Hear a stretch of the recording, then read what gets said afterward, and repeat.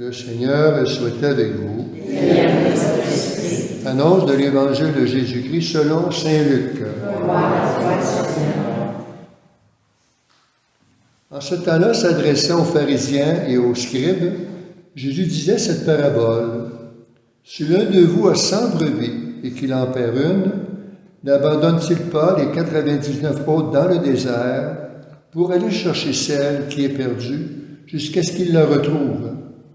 Et quand il l'a retrouvée, il la prend sur ses épaules, tout joyeux, et de retour chez lui, il rassemble ses amis, ses voisins, pour leur dire « Réjouissez-vous avec moi, car j'ai retrouvé ma brebis, celle qui était perdue. » Oui, je vous le dis, c'est ainsi qu'il y aura de la joie dans le ciel pour un seul pécheur qui se convertit, plus que pour 99 justes qui n'ont pas besoin de conversion. Acclamons la parole de Dieu. Louange à toi, Seigneur Jésus.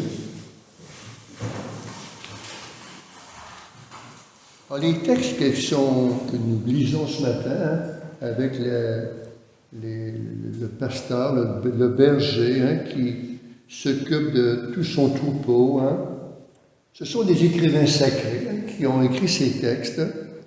Et ces gens-là, pour pouvoir traduire ou toucher le cœur des hommes, essaient de trouver des comparaisons par lesquelles ils pourraient rejoindre le plus d'hommes et de femmes possible pour les aider à élever leur cœur vers Dieu.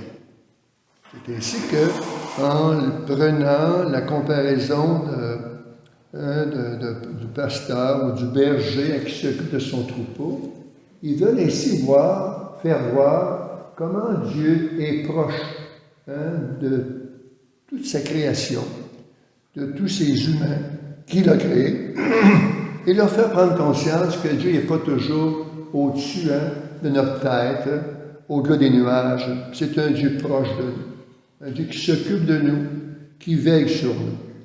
Et j'aime beaucoup les comparaisons du premier texte qui nous fait voir à travers le prophète Ézéchiel comment Dieu veille sur chacun et chacune. On voit qu'il les conduit vers les meilleurs pâturages, comme dit le psaume. Là, s'ils ont à traverser des moments difficiles, il est là pour les protéger, pour les guider. Et il va même jusqu'à dire qu'il va, là où ils sont dispersés, il va les rassembler de différents pays. Je les ramènerai sur leur terre et je les ferai paître dans les meilleurs pâturages. Alors tout ça nous montre un Dieu qui s'occupe, qui est proche, un Dieu qui nous aime. Alors c'est pourquoi aujourd'hui on met en valeur cette fête du Sacré-Cœur de Jésus qui existe depuis longtemps dans l'Église pour souligner l'amour d'un Dieu proche, un Dieu qui ne cesse jamais de veiller sur nous. Et dans ces textes sacrés, bien sûr, on veut laisser voir comment Dieu n'est pas une idée, une énergie, ou encore quelqu'un de ce qu'on pourrait inventer. Il est une vraie personne. Quelqu'un qui a un cœur, quelqu'un qui voit les besoins de tous ceux qui veillent sur eux et veut leur donner le meilleur.